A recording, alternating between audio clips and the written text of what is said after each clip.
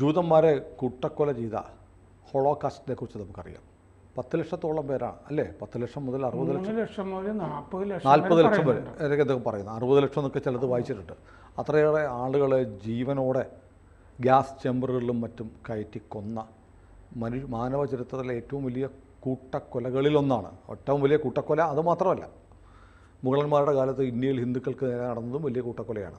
അപ്പോൾ ഏതായാലും ഹോളോകാസ്റ്റ് എന്ന് പറയുന്ന ഈ കൊടും ക്രൂരത ചെയ്ത ആളെ ഇസ്രയേൽ പിടികൂടിയ ഒരു കഥയുണ്ട് അല്ലേ?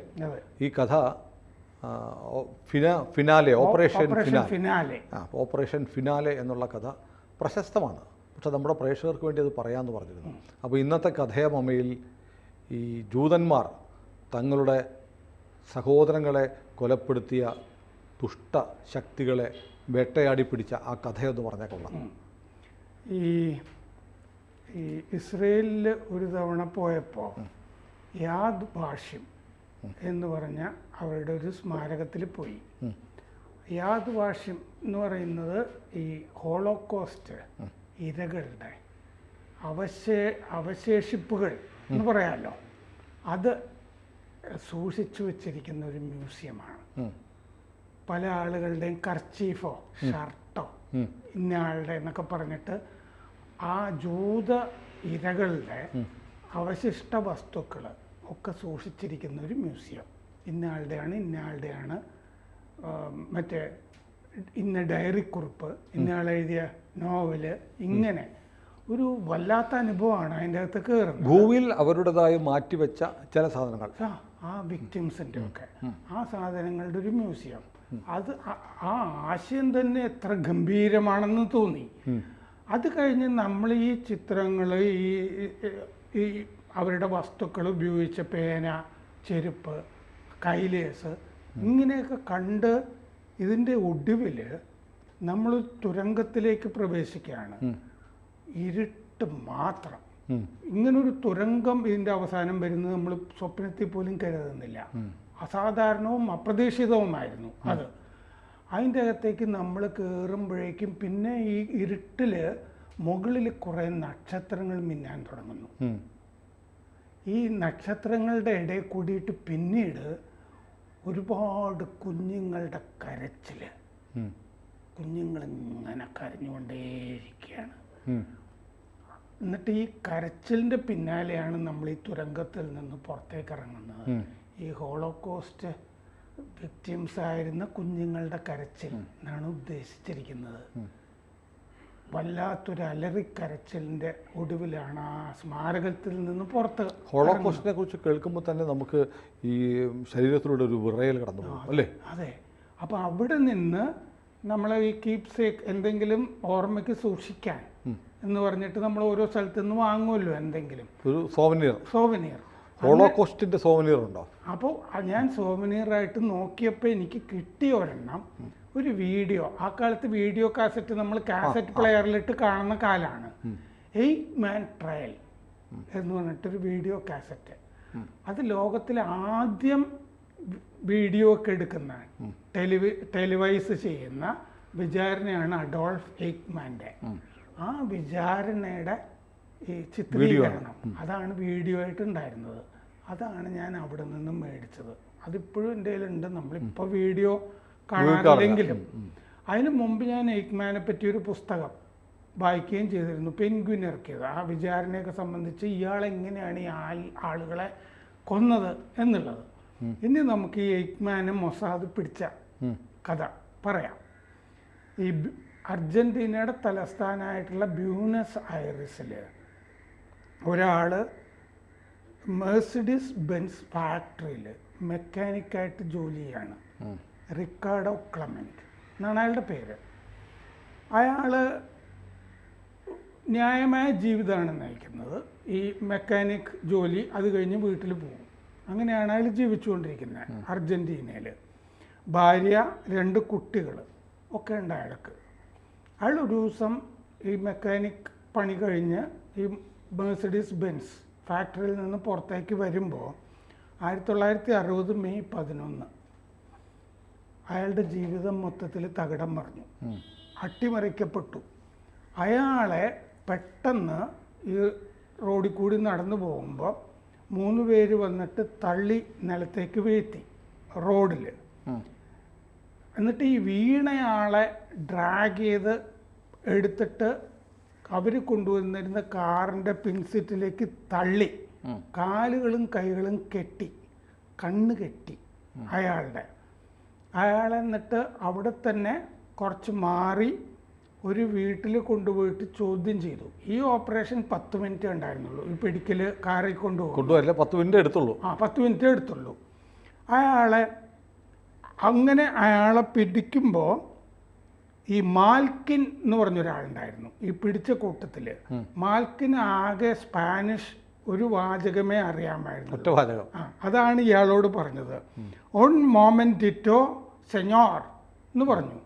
1 മൊമെന്റ് മിസ്റ്റർ എന്നുള്ളതാണ് എന്ന് പറയുന്ന പോലെ. 1 മിനിറ്റ് എന്ന് പറഞ്ഞിട്ടാണ് ഈ ഇടിച്ച് നിലത്ത് വീണ് ഈ കാറിൽ കയറ്റിക്കൊണ്ടുപോകുന്നത്. 4 പേരുണ്ടായിരുന്നു. 3 പേര് കൂടി ഈ മാൽക്കിൻ എന്ന് പറഞ്ഞ ആളുടെ കൂടെ ഉണ്ടായിരുന്നു. ഈ കാറിൻ്റെ പുറകിൽ എടുത്തിട്ട് പുതപ്പിട്ട് മൂടിയിട്ടാണ് വീട്ടിലേക്ക് കൊണ്ടുപോയത്. എന്നിട്ട് വീട്ടിൽ വെച്ച് ചോദ്യം ചെയ്തു. ചോദ്യം ചെയ്തിട്ട് ഉറപ്പ് വരുത്തി അഡോൾഫ് എയ്ക്മാൻ ആണ് ഞാൻ എന്ന് അയാൾ തുറന്നു പറഞ്ഞു.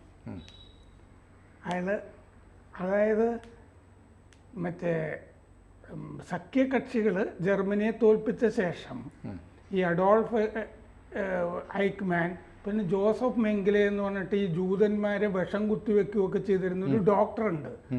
ഡോക്ടർ ഡെത്ത് എന്നൊക്കെ പറയാവുന്ന വിധത്തിലുണ്ടായിരുന്ന ജോസഫ് മെങ്കിലെ. ഇങ്ങനെ ചില ആളുകളൊക്കെ പലായനം ചെയ്യുകയും രക്ഷപ്പെടുകയൊക്കെ ചെയ്തിരുന്നു. ഇവരെവിടെയാണെന്നൊക്കെ ഉള്ളതിനെ പറ്റിയൊന്നും ഒരു ധാരണ ഉണ്ടായിരുന്നില്ല. അങ്ങനെ എയ്ക്മാൻ ആദ്യം പോകുന്ന ഇറ്റലിയിലേക്കാണ്, ജർമ്മനിയിൽ നിന്ന്. ഇയാളാണ് ഈ ഹോളോകോസ്റ്റ് ഹിറ്റ്ലറുടെ മേൽവിലാസത്തിലാണ് കിടക്കുന്നതെങ്കിൽ ഇത് മുഴുവൻ ആസൂത്രണം ചെയ്ത ഇയാളാണ്. വിചാരണയിൽ ഞാൻ ഉത്തരവുകൾ അനുസരിക്കുക മാത്രമേ ചെയ്തിരുന്നുള്ളൂ എന്നാണ് ഇയാൾ ആവർത്തിച്ചു കൊണ്ടിരുന്നത്. അതൊന്നും പക്ഷെ സ്വീകരിച്ചില്ല. ഇയാൾ ന്യൂറംബർഗ് വിചാരണ അത് കഴിഞ്ഞ് നടന്നിരുന്നു. ഈ കുറ്റവാളികൾ, യുദ്ധക്കുറ്റവാളികളുടെ. ആ സമയത്തൊന്നും ഇയാളെ പിടിച്ചിട്ടില്ല. ഇറ്റലിയിൽ ഇയാൾ പോയി. ഇറ്റലിയിൽ ഇയാളെ കത്തോലിക്ക പുരോഹിതരും മെത്രാന്മാരും ഒക്കെ ഒളിവിൽ താമസിക്കാൻ താമസിപ്പിച്ചിരുന്നു. 1950 ഇയാൾ അർജൻറ്റീനയിലേക്ക് പോകുന്നത് ഇറ്റലിയിൽ നിന്ന്. അവിടെ അത്യാവശ്യം നാസി അനുകൂല ഭരണകൂടം എന്ന് പറയാവുന്ന ഒരു സെറ്റപ്പാണ് അപ്പോൾ അർജൻറ്റീനയിലുള്ളത്. വലിയ വിരോധമൊന്നും ഹിറ്റ്ലറിനോട് ഭരണകൂടത്തിനില്ല. അപ്പോൾ അവിടെ വെച്ച് ഇയാൾ റിക്കാർഡോ ക്ലെമന്റ് എന്നുള്ള പേരിൽ താമസിക്കുമ്പോഴും അവിടെ ഒരു അഭിമുഖം അവിടുത്തെ ഒരു മാധ്യമത്തിന് കൊടുത്തിരുന്നു.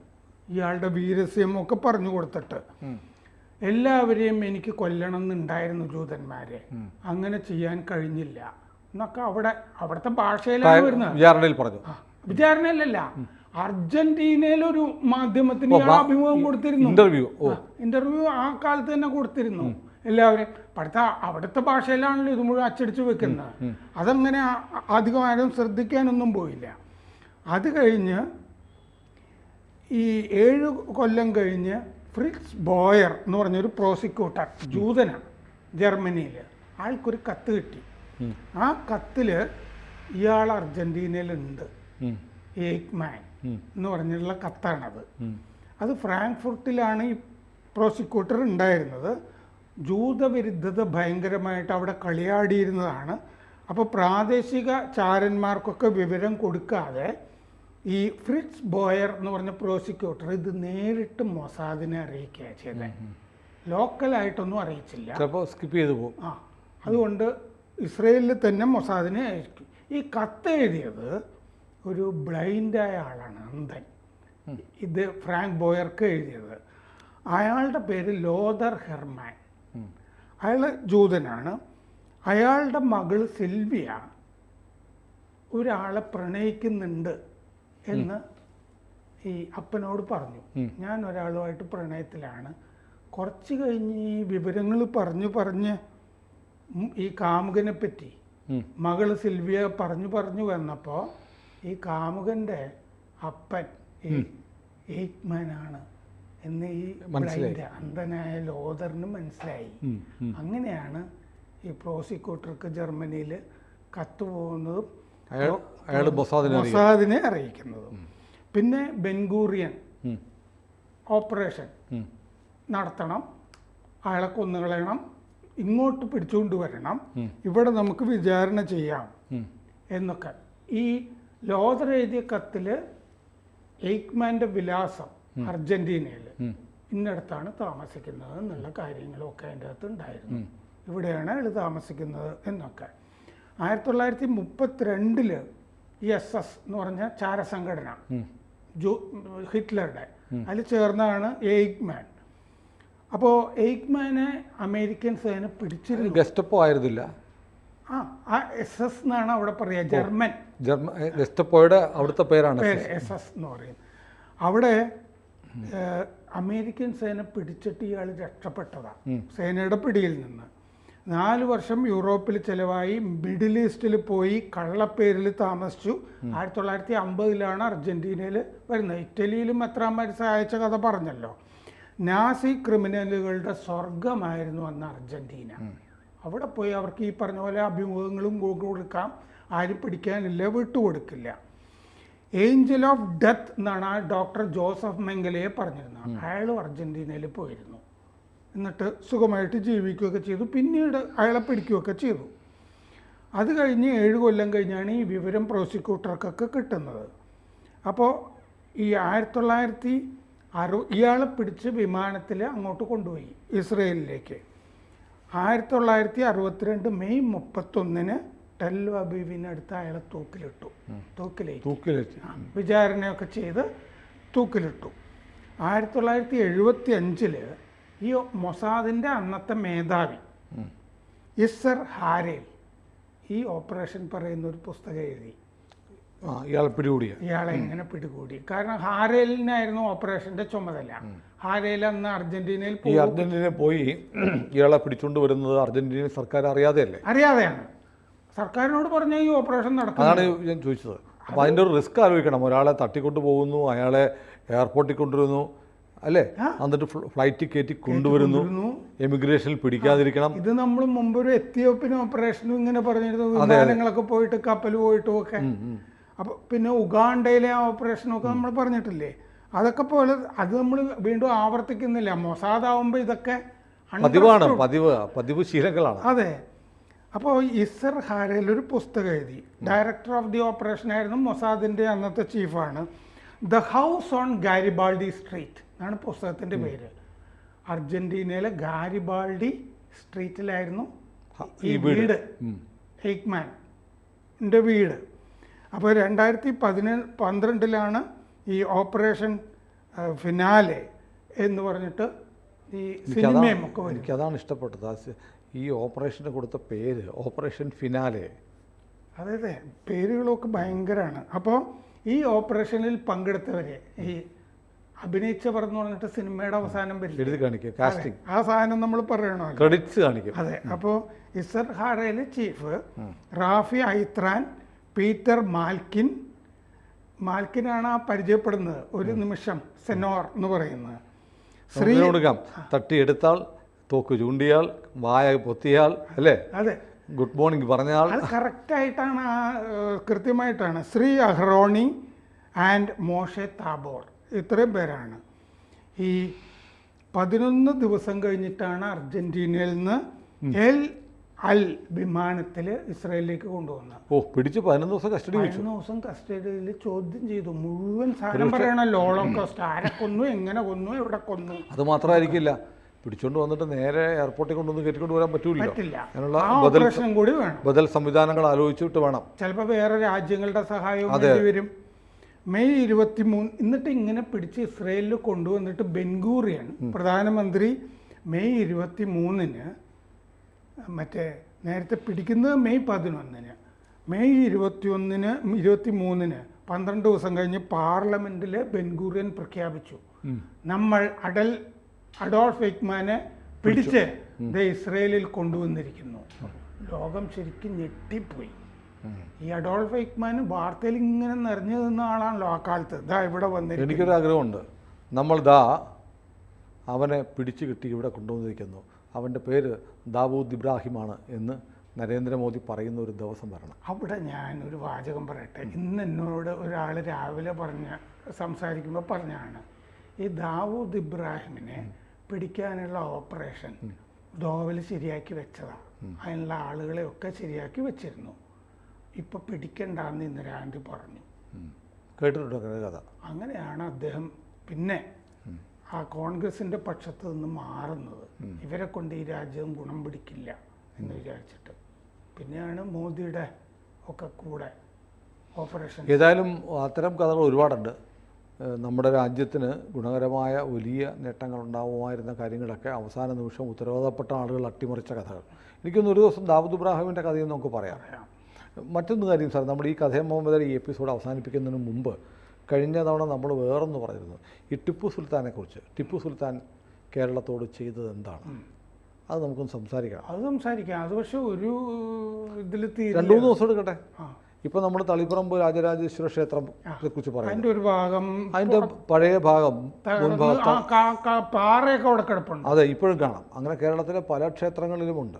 കേരളത്തിലേക്ക് നടത്തിയ വലിയ സാംസ്കാരിക അധിനിവേശം. എന്തുകൊണ്ടാണ് മലബാറിലുള്ള ഹിന്ദുക്കൾ അവരുടെ വീട്ടിലെ നായയ്ക്ക് ടിപ്പു എന്ന് പേരിടുന്നത് എന്ന് ആലോചിക്കുമ്പോൾ, ഒരു ക്ഷേത്രം ആക്രമിച്ചിട്ടില്ല എന്ന് പി കെ ബാലകൃഷ്ണൻ ടിപ്പു സുൽത്താൻ എന്ന് പറഞ്ഞ പുസ്തകത്തിൽ എഴുതിയിട്ടുണ്ട്.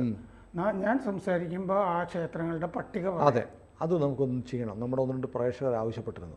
ഇപ്പോൾ കഥയമ്മയുടെ അടുത്ത എപ്പിസോഡിൽ നമ്മൾ ചിലപ്പോൾ ടിപ്പു സുൽത്താനുമായി വന്നിരിക്കാം. ഏതായാലും സ്റ്റേ ട്യൂൺഡ്. കൂടുതൽ വാർത്തകളും വിശേഷങ്ങളും നിങ്ങളിലേക്ക് എത്താൻ ABC മലയാളം സബ്സ്ക്രൈബ് ചെയ്യുക, ബെൽബട്ടനും അമർത്തുക.